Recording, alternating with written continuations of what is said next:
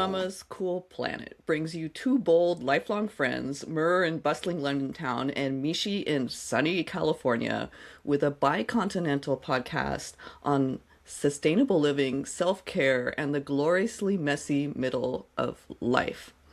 So I'm Mishi, and I live in Northern California in a small bicycle town called Davis, in between the San Francisco Bay Area and uh, Sacramento, the capital of California.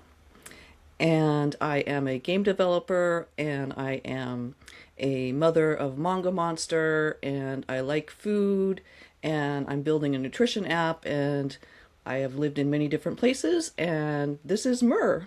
Hi, I'm Mur, and I live in London with my partner, the hairy guy, and my kid, Godzilla. And as you can tell from my accent, I grew up in America, in California, and that's how Mishi and I know each other. We go way back. But now I am a researcher and a storyteller, and I'm kind of obsessed with hair. And here we are doing a podcast together about wellness and sustainability. All right. Today I'm going to tell you about fungi and mushrooms. Yes, that is our wonderful topic today. But before we get into that exciting topic that I want to learn about, I am going to share with you a small pleasure, as well as Mur is going to share with you a small pleasure that she had this week. So I had a lot of big pleasures. We were just talking about this. It's holiday season, and there's been lots of really nice gatherings with friends and family and so on. But my small pleasure, which is more, I think, a kind of like unexpected pleasure sometimes that you don't really plan, was I was riding home from a Boxing Day dinner on Friday night, because I have some friends from Singapore and India, and they celebrate Boxing Day, which is the day after Christmas.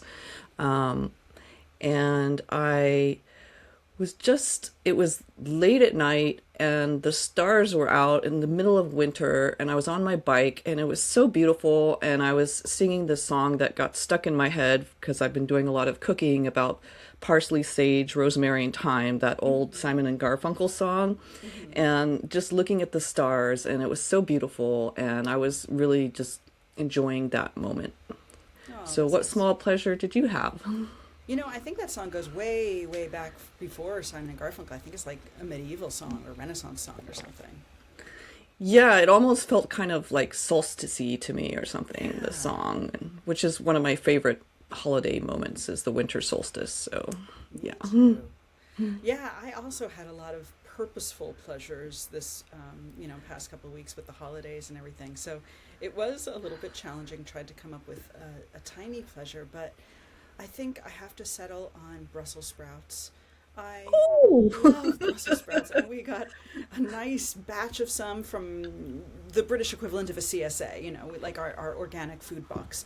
And the hairy guy made some for dinner, roasted them up. There were lots of Parmesan cheese on top. Oh, those were some darn good Brussels sprouts, and I love them. I'm not sick of them. I could all winter long just eating Brussels sprouts all the time. Nothing better than that. That was my tiny pleasure. I think I need to circle back to Brussels sprouts. I think that was my tiny pleasure like a few months ago when they first came into the season, and I haven't really had them since. So yes, thank you for that reminder. Yeah, best little itty bitty cabbage ever. So yeah, let's get to our wonderful topic, which is also a yummy food, among other things. So our topic of mushrooms, you're going to lead us on that today. Yeah, I've learned so much about mushrooms and fungi. So I guess first of all, fungi. Mushrooms are the fruit, so to speak, of the fungi. And so only some fungi make mushrooms, and you only see them part of the time. But most of the time, fungi are living their glorious lives kind of invisible to us. They're a third kingdom in addition to plants and animals. They're like completely different from plants or animals. However, I think vegans can happily eat them and not worry about that at all, because they're definitely not animals. They're something else. I have had moments where I'm like a little bit afraid to learn that they're too sentient or something, and then maybe I can't have to stop eating them since I'm pretty much a vegetarian most of the time. They are connected and they do seem to carry a lot of information. So I guess I've sort of split my research up into mushrooms and how they affect us, our bodies, mushrooms Uh-huh. and how, or fungi rather, and how they affect our brains and how they affect the world, the planet. Which one do you want to hear about first? Um, Brains, planet, or what was the first thing? Or bodies? Or body. How about bodies? Why not? All I'm right. still trying. My brain isn't here yet. It's still really early in the morning for me. Well, it's possible you need some mushrooms, but we'll get into that later. Okay, so how mushrooms can affect our physical bodies is all totally interesting. I think, I mean, we all know the story of how penicillin was discovered, right? You know, penicillin is a fungus that was growing on some bread and it turns out to be an amazing antibiotic. In fact, just like 2 weeks ago, Godzilla was really sick. She had a high fever for days and they prescribed her some penicillin, and literally within hours, she was so much better. It's just like, that's just amazing. But other medicines have also been made from fungi, like statins. Did you know statins come from fungi?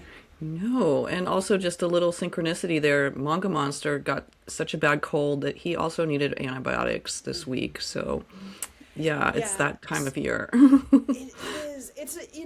I think we like to avoid antibiotics if possible because it does a number on our microbiome in our gut. But on the other hand, when you need them, they're magic, they're wonderful, and you should definitely take your medicine to preserve your health. So, Yeah, so if that's, you overuse them, then everyone gets immune to what they're helping you with. So, yeah, but yeah. yes, there are But if you, times when you need them. exactly, and when you need them, thank God we have them, or thank the fungus in the sky that we have them, whatever, Yeah. the Yeah. spores.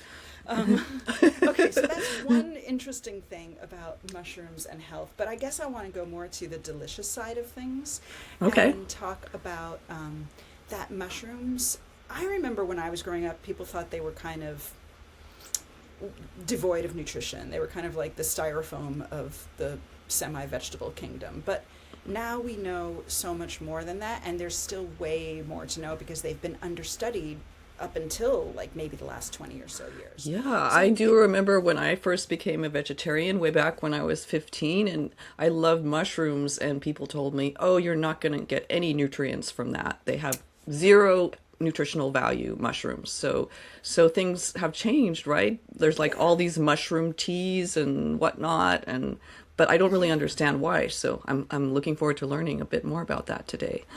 So I think just for all of us, just in general, mushrooms are great. They're full of fiber. Do you know that they make vitamin D just like our skin does? If you stick a mushroom out in the sunlight, it gets vitamin D and then we can eat it and get it.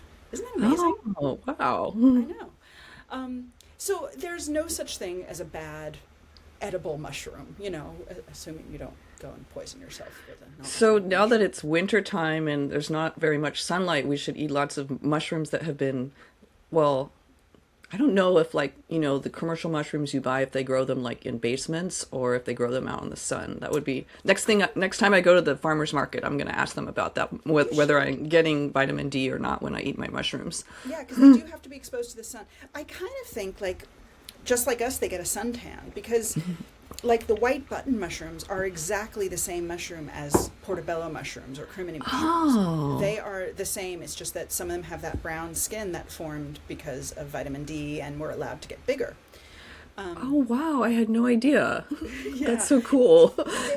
there have been identified like roughly 2,000 edible mushrooms, but only maybe 35-ish or so are actually cultivated for consumption. And I don't think I've ever seen more than maybe 5 in my local supermarket, right? So there's a lot of mushroom out there, and they all do different special things, but there's no such thing as a bad mushroom, but they all have different flavors and textures. So next time you're at the farmer's market, Unless try they're different poisonous ones, for you, which which I probably wouldn't mean, be at the farmer's yeah. market. Yes. There's But if you were also foraging, you new would want to be studies going on careful with to know what you were mushrooms. doing. Yes, absolutely. Did you hear about that woman who was convicted of murdering her family with mushrooms? She cooked them like I a big did dish. follow that. That was so It was, strange, that story, how she like it was searched up all this stuff and so yeah. mushrooms, but we're also really at the beginning of research of mushrooms, and there's lots of promising research that shows that it's good at helping to combat cancer. I don't think it actually fights the cancer itself. You still need to take whatever, you know, medicines and treatment you're supposed to be getting, but it bolsters your immune system and improves like inflammation. There's been lots of research done into specific mushrooms like turkey tail and maitake and a few others. They're a little more advanced about it in Japan than they are in the States or in the UK, but it's promising. I wouldn't say it's proven, but it's really interesting stuff to look at. And so that's why you're starting to see all these mushroom teas and everything, because people are learning that it bolsters your immune system and it helps with inflammation, and so that helps with a myriad of problems. So I think you just can't go Wow. wrong eating wonderful mushrooms. That's amazing. I didn't realize that they were bolstering your immune system and helping ward against cancer. I mean, that's the kind of thing that it's more like those long-term kind of illnesses where the preventative part is harder to study. So there's more, you know, research, I think, on cancer treatment once you get cancer, but it's harder to know what would help you avoid it.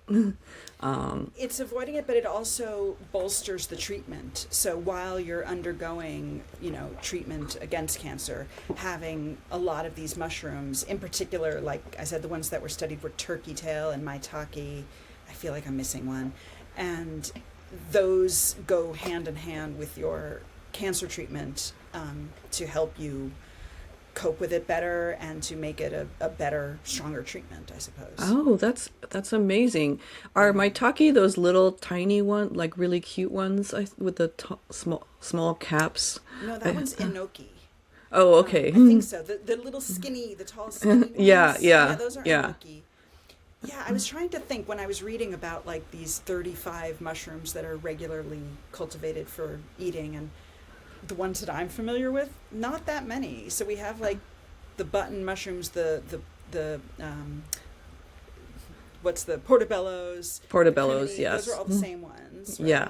And then we have like Interesting. shiitake and maitake and enoki and Ah. morels, oyster. Um, I love chanterelles. When I oh, lived in chanterelles. Vancouver and they came into season, they would be available in the supermarket everywhere, and they're so good. And I found them at the farmers market here in Davis too in the fall. Yeah, Yeah. once get them when you can. I don't know, Yeah. but I can't really think of any others. Am I just being? I mean, Let's see what other ones. I noticed at the mushroom stall that I go to, they have these mushrooms that people are into, cordyceps, and I don't understand, like I've been told that they're bad for children, so I bought them once and then someone told me no, you shouldn't feed that to Mongo Monster because they're not good for kids. I mean, he just had like one bite and something we made, but yeah, there's these new mushrooms that people are into that I don't understand, why exactly. I think that's the other one that I had forgotten about a moment ago that helps to boost your immune system. But it's one of those cordyceps. I keep running into the name of it, but I haven't really done a deep dive to understand what's up with those. It's kind of weird. It's like looks kind of brainy and white, like almost like a mushroom cauliflower or something. It's How does a it taste? uh, not the best, to be honest. But maybe I just didn't know the best way to prepare it. Maybe I should look up cordyceps mushrooms instead of just, sautéing it with garlic or something. Which usually works on Yeah. wheat lacoche, right? Isn't that the corn smoke? Oh, yeah, huitlacoche. I love that. The truffle of Mexico that grows on the corn, the black. Huitlacoche, it makes an amazing soup. I used to eat that. It's hard to find, like in Mexico, they would sell cans of huitlacoche in the supermarket, and you could easily get it and make like yummy sauces and soups with it. But it's yeah, harder to find here. Huh. I found some here in London at a Mexican grocery store. So I Oh, think if you can find a Mexican grocery store, I bet you'll be able to find cans of Huitlacoche. well, I haven't in my huge Mexican supermarket Oh, that's you over in the haven't? town next door, but I need to keep looking because, yes, Yeah, there are so many, Mexican grocery stores in California. So, of course. Yeah, I yes. was pretty shocked to find it here in London, but I figure if I can get it here, I can get it Yeah. anywhere. Huh. Okay, so we've done the body. Now, do you Okay. want to hear about the brain or the earth? Let's move on to the brain. My brain is waking up, and Oh, then we'll good. move outward to Earth. Excellent. Okay. Well, what I mostly want to talk about is psilocybin. So, magic mushrooms. Um, Okay. I read that book by Michael Pollan, who lives in Berkeley, and he wrote a book about nutrition that everybody likes to quote, where he said, eat food, not too much. I don't remember what the rest of it was, but he's a brilliant guy. He writes these deep dives, and he wrote one about mushrooms and LSD, and it's called Changing Your Mind. So I read that book a Hmm. while ago, and it's fascinating. Since then, I've done a little bit more reading on the subject, and it turns out that LSD, or the compound psilocybin, is in mushrooms, whatever that type of mushrooms are, and a couple Mm-hmm. of other things.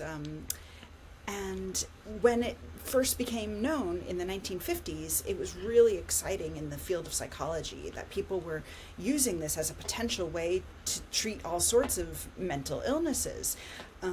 But then in the 60s and 70s, when like Timothy Leary became really popular, it there was a big, strong backlash against it. And then Mm-hmm. when you get into the 80s with like Nancy Reagan and the war on drugs, that was just hammered in. And so it became verboten, like you would Mm. not have Yes. any of I those remember things. the 80s. Yeah. Vaguely, except for all those mushrooms you were taking. But just kidding. Um, so anyway, yeah, so mushrooms were really abandoned at that point as a viable kind of treatment. But then since the 2000s, they've been sort of looked at again. And it turns out that they are remarkably effective at helping people with depression, PTSD, and addiction with alcohol and smoking. Those in particular have been studied quite a lot by now, and people have remarkable recoveries, way better than any other forms of intervention, talk therapy or I don't know, whatever other kinds of slower moving treatment. This is sort of a way to bypass a lot of the effort that you have to go through if you're going to slowly talk through your issues and Mm-hmm. try to get Yeah. over the past. Yeah. Because what they say is that this it removes the default network, and so it like squashes the ego theoretically, Uh-huh. and so you're able to just get past yourself and kind of observe what's going on in a dispassionate way that allows you to feel close again with nature and with your true self. And people describe it as a really spiritual experience. Um, there I are I definitely had read about that, and it's so interesting. It I mean, but then somehow I didn't hear much about it, and I thought maybe it's a fad that's gone by, but maybe they're I just don't think so. they need to do more research, and in the current climate, maybe it's harder to get that government support or something to do the I, research that you need to do, really careful research you need to do. Yeah, I think Um, these things take time. And again, there's lots of promising stuff, but I feel like it's further along with this than it is with like the cancer treatment, for example. I uh-huh. feel like it's pretty well accepted that it's very, very helpful with some of these conditions. And there are reasons why it's not good for everyone. I mean, definitely like people with histories of psychosis, hallucinations, things of that nature probably should avoid it. But Right. but someone who's struggling with depression or with addiction or end of life acceptance, it's Mm-hmm. been found to be really remarkably helpful. So Huh. yeah, I think that's just so hopeful and exciting. Yeah. Yeah, I think, humans, as we grow older, we sometimes amass all these negative thinking patterns, and maybe it's a way to kind of reset and Yeah. reconnect and erase some of those and change your perspective on things, in a way that the same kind of thing that you would slowly do with therapy. Yeah, I mean, then there's all the other kind of drugs people use in psychiatric treatment that often feels like it's some kind of black box where people apply these powerful drugs. They don't quite know why it works, but for some reason it seems to work and help some people, and so they keep doing it. I feel And like some of those drugs have so many side effects. So if mushrooms are more healthy for certain types of depression, those kind of problems, then yeah, that's very hopeful. it is. It's helpful and hopeful. I feel like a lot of these other psychiatric drugs, like antidepressants and some other ones, tend to like deaden your feelings. They tend to just kind of stifle everything, sort of Mm-hmm. dumb you down, slow your brain down. Whereas Mm-hmm. I think that the point of psychedelics is more um, to bypass that default system where it's your ego is in control, and instead to take your ego out of the equation and be able to look at things just more holistically and peacefully. People, yeah, it seems to be really, really, really helpful. So talk to your doctor if it's right for you. Yeah, I think, before it became more accepted and you could even talk to your doctor, I've heard of people having like special spirit guides and, people who would take them through a mushroom trip and kind of make sure that everything was safe and for them, and that they had a positive experience. So yeah, Yeah. talk to your doctor and make sure don't do it while you're driving. Those Yeah, kind of if things. definitely. And I think if you are really interested, I quite love that Michael Pollan book, How to Change Your Mind. It was a great read. It was like a page turner, But I also felt like I learned so much from it. And he's really careful to say how set and settings are so important. So your expectations going into it and the environment you're in while you're on your trip is super important. So if you go in, when it was going through its bad press period in like the 70s, people Hmm. were saying you're going to have a bad trip. And so if you go in expecting to have a bad trip, you're more likely to have a bad trip. But if you go in hoping to see beautiful things and to heal your inner child or whatever, that's also more likely to be the outcome that you'll get. Yeah, and if for some unexpected reason it did veer into being a bad trip, you would want to be in a really safe space with someone you can trust to help you through Exactly. that. Yes. Not behind the wheel of a car. Right. Yeah. Or a Yeah. bicycle Or you or want to be in a safe place with yeah. someone you can trust, just like you Yeah. said. Yeah. Yeah. So, Okay, let's move on oh. to the planet now, which to Yes, me I was the want to hear most. about this. I have never really thought about mushrooms in relation to the planet as a whole, so tell me more. I was surprised by a lot of this. What I had heard of was, well, I hadn't heard the phrase that they call it, but it's known as the wood wide web. So it's like this micellar network going underneath all of our forests that enable the trees, all the plants to talk to each other. And I thought that was a really cute saying, the wood wide web. So I'd heard I love about that. that, and I think that's amazing. But what I hadn't heard is how certain kinds of fungi are used in like toxic cleanup, toxic disaster cleanup. So like Huh. a bunch of an oil spill, you can use a certain type of fungi that use that as that substrate, and it eats it up, and then within a matter of weeks, it's neutralized. Isn't that Oh, wonderful? wow. And yeah, there are places in, I want to say Chicago, where they're using it on like these condemned old buildings and just having the mushrooms take over these condemned houses or buildings that are full of like toxic chemicals. And Huh. yeah, and I thought this was just amazing. Wow, so healing for people's bodies and healing for the environment. Yeah, different types of fungi, of course. I mean, there's still the kind of fungi that are not so great, like black mold that can, take over your house and cause lots of damage to you and your home. But certain types of fungi are amazing. There's some that are being used like as packaging instead of styrofoam.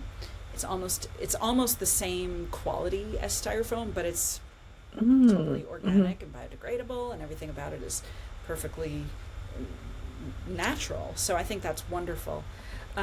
For this one, I'm That's always so kind of cool. curious, like, how can I invest in this? If I wanted to stop, take my money out of all of the big business that it's in and start putting it toward something that I actually think is going to help the world.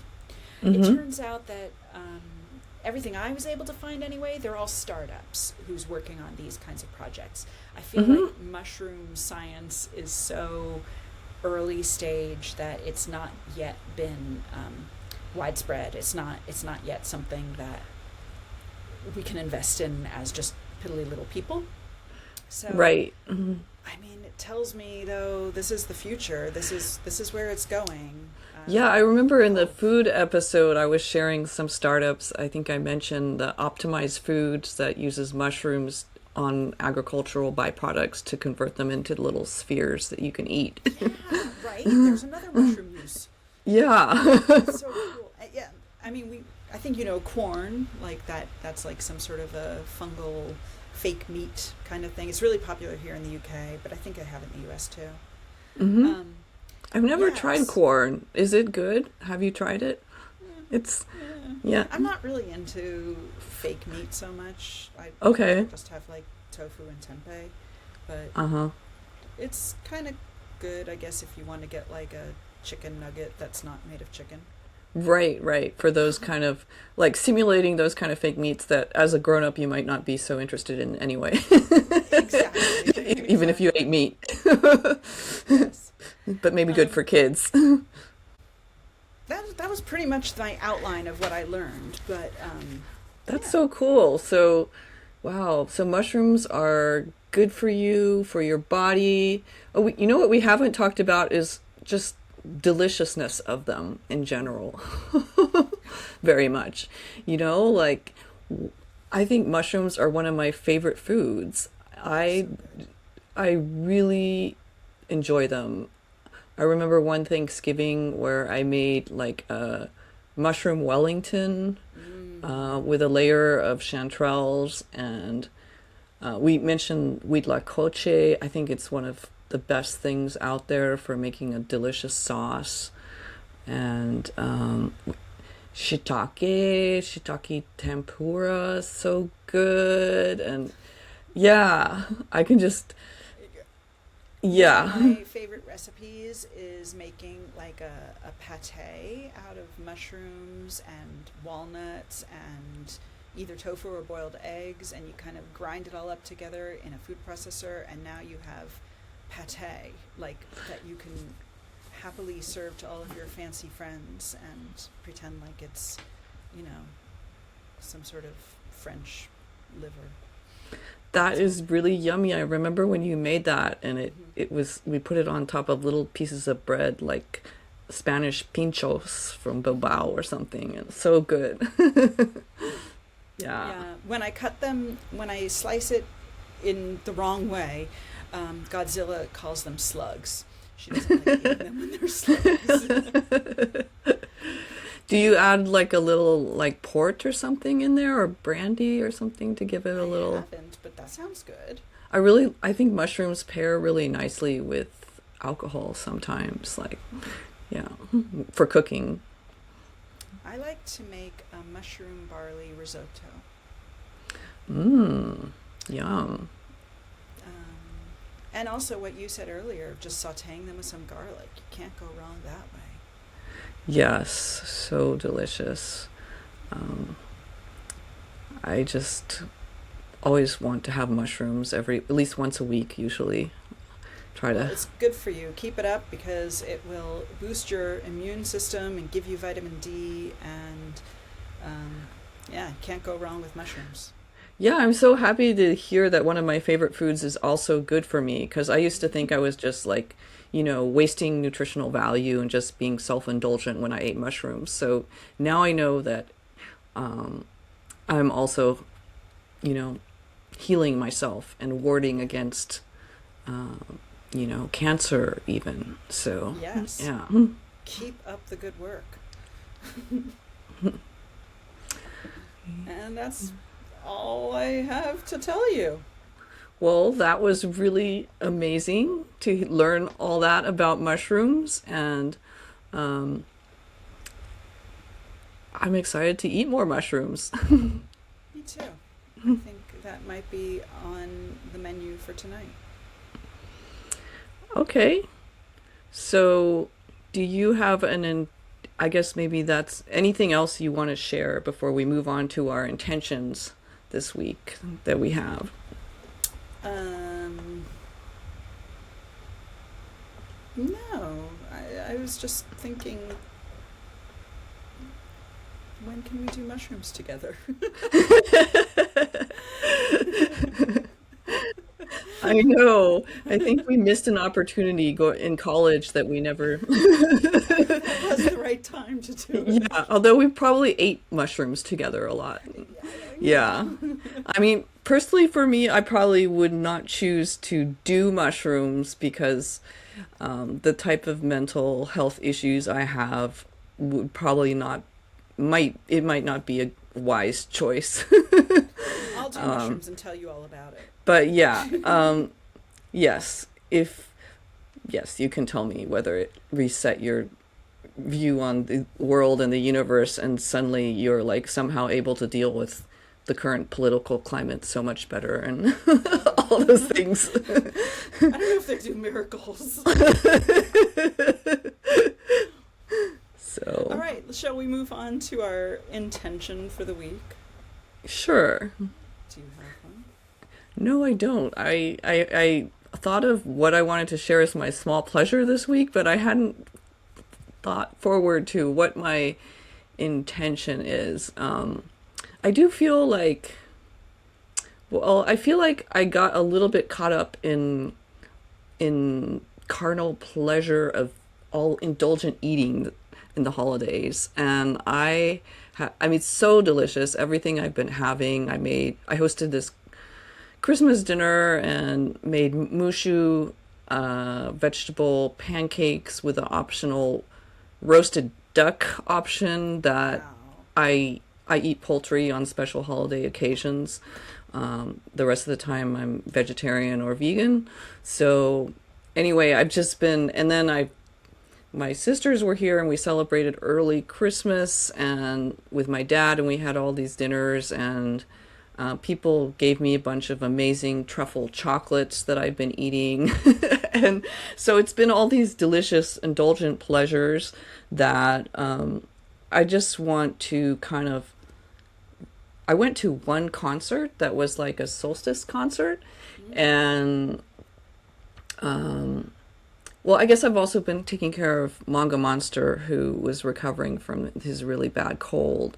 So anyway, I just feel a little bit out of touch with my more spiritual self, and so I want to meditate, and I'm going to do that later today. And so that's my intention, is to go to the park and meditate like I do every Sunday, and I haven't actually been doing that because the weather's also been bad. So yeah.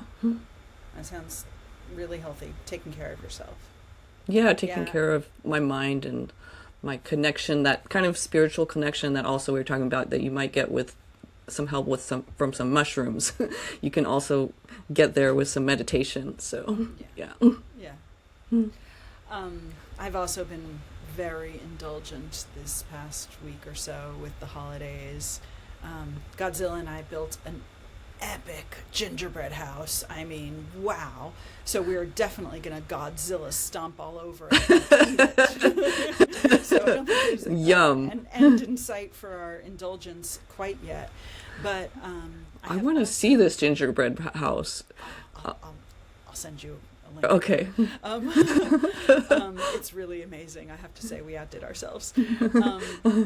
But but I also am taking the month of January off from my full-time job work, and I've written up a long list of all the to-dos that I want to do, and just starting to tick those boxes off is really, it feels good, you know. And some of them are things that I have to do, like, you know, deal with forms, you know, government forms and tax forms and things like that. Some of them are really mundane like that, but others are lovely, like get back into sewing. I just sewed some stuff earlier today, and that's also on my to-do list.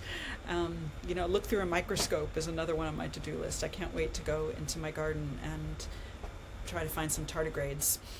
Oh. Do you know what tardigrades are? No, are they not a mushroom? No, they're a itty-bitty little animal. I think they're called a water pig or a moss pig, but they're tiny, and you can see them with a microscope. If you have just a basic home microscope. Oh, really? If you grab some moss, something sloshy from your garden, you're almost. That sounds like a good kid grown-up activity to do together.